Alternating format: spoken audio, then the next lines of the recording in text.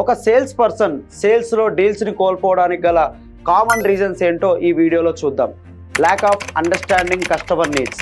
Customer యొక్క అవసరాలని పూర్తిగా అర్థం చేసుకోకపోవడం, వాళ్ళకి ఉన్న ప్రాబ్లమ్స్కి సరైన solutions ఇవ్వలేకపోవడం. Poor communication.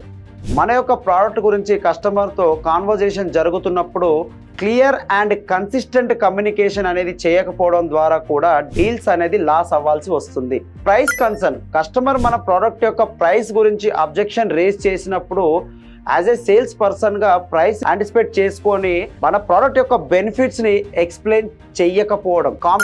Competitors sale చేస్తున్న ప్రోడక్ట్స్ యొక్క ఆఫర్స్ అండ్ క్వాలిటీ తెలుసుకోకుండా మన ప్రోడక్ట్స్కి ఎలాంటి ఆఫర్స్ అనేది యాడ్ చేయకుండా సేల్ చేయాలి అనుకోవడం కూడా డీల్స్ లాస్ అవ్వడానికి ఎక్కువగా ఛాన్సెస్ ఉన్నాయి. ఈ టిప్స్ కానీ నచ్చినట్టయితే రాజ్ కుమార్ సేల్స్ గ్రోత్ స్ట్రాటజీస్ని ఫాలో అవ్వండి.